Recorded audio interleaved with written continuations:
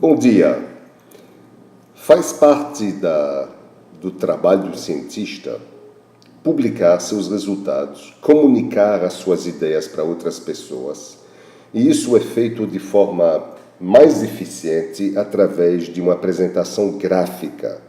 Então, nós vamos tratar neste segmento e em vários segmentos seguintes em algumas melhores formas de fazer essa apresentação dos nossos dados experimentais, de forma a melhorar a comunicação.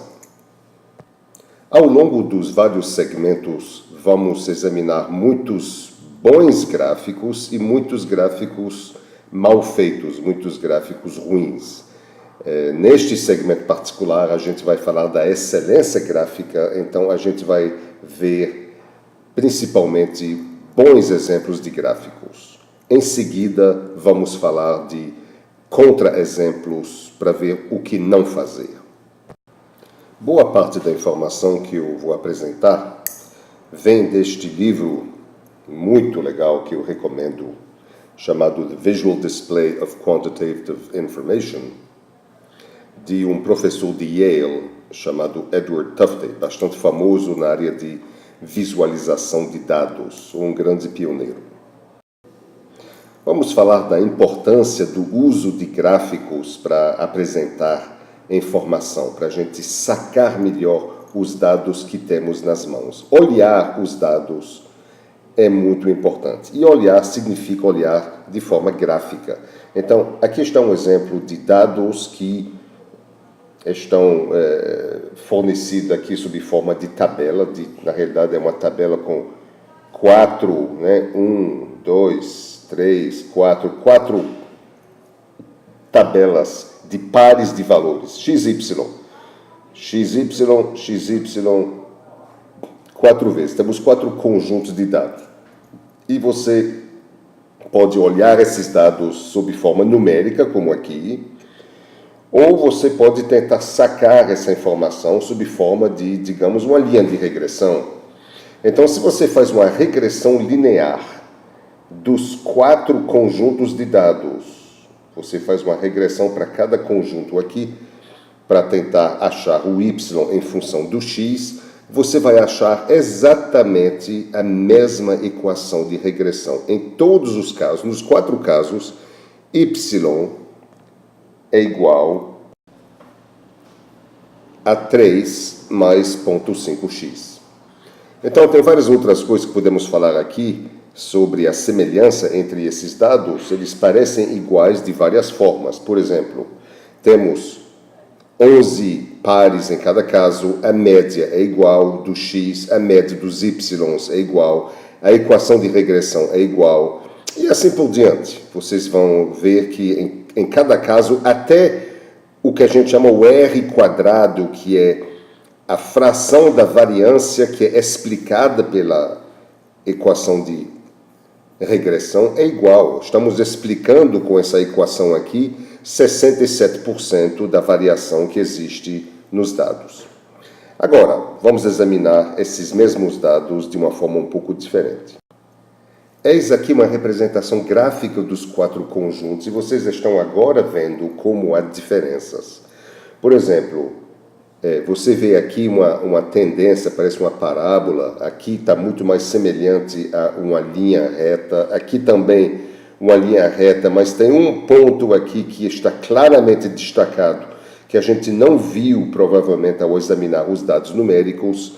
E aqui existe uma regularidade óbvia, com exceção deste ponto aqui, que também não é óbvia nos dados numéricos. Então, a apresentação gráfica usando, neste caso particular, scatter plots, é uma forma de representação gráfica, a gente também chama gráfico de dispersão.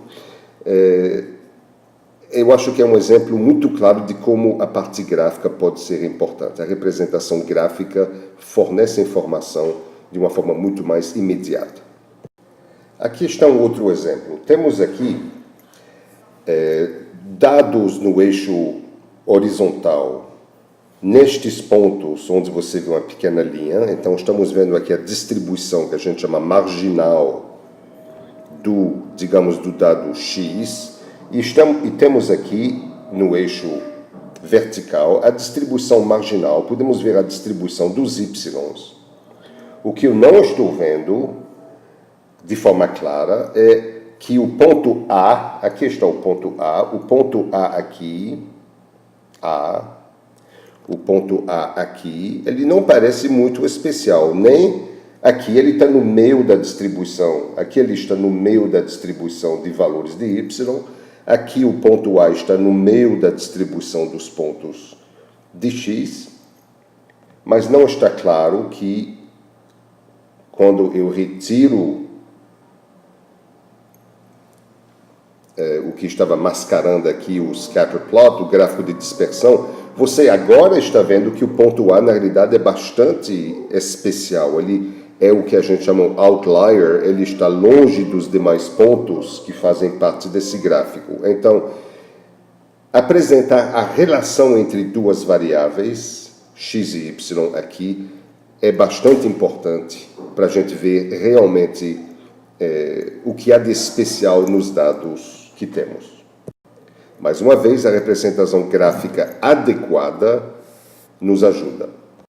Alguns tipos de representações gráficas são realmente especiais. Por exemplo, aqui você viu o que a gente chama um data map, que representa o vinho saindo da França em 1864 e a largura desses traços aqui, a largura dessas faixas mostra a quantidade de vinho que está indo para determinados lugares. Então, vocês estão vendo, por exemplo, que na América do Sul tinha bastante vinho francês entrando no século XIX, final do século XIX, e na minha terrinha, olha só o tracejadozinho, o povo aqui não bebia não, ou então bebia outra coisa, não era vinho francês não. Então, esse gráfico é muito interessante porque ele nos dá muita informação de um único golpe de vista. Você está vendo a quantidade de vinho, de onde ela vem, para onde ela vai. Você pode comparar vários países, por exemplo, várias regiões em termos do seu consumo de vinho francês. É uma forma muito interessante de representar a informação, certo tipo de informação que tem uma base geográfica.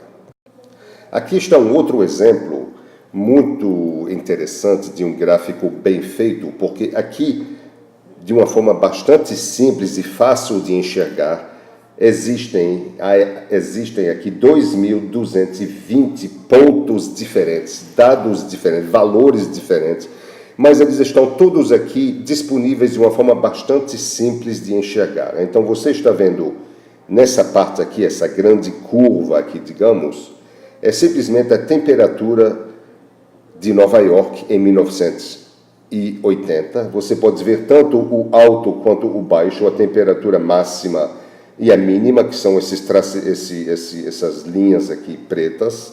Você vê a média, que é a linha cinza que passa pelo meio, a média da máxima, da temperatura máxima e da temperatura mínima.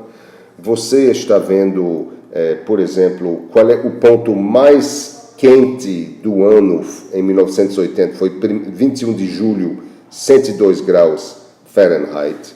Você está vendo que no Natal foi o ponto mais frio em Nova York, com 1 grau abaixo de zero. Isso é 1 grau abaixo de zero Fahrenheit. É bastante mais frio se você pensar em graus centígrados.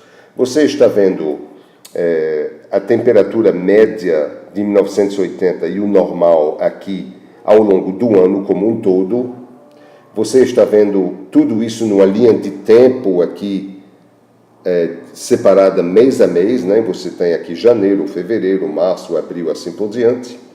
Aqui embaixo você tem a precipitação, a chuva em polegadas, também mês a mês, e você está vendo em preto o atual e o normal nesse achurado. E aqui embaixo você está vendo a umidade. Então você junta todos esses pontos e você tem uma ideia bastante clara do que aconteceu em 1980 e o normal também, a média, para a cidade de Nova York. Bastante interessante esse gráfico porque ele é feito de forma a apresentar muita informação de uma forma clara, fácil de interpretar no único gráfico.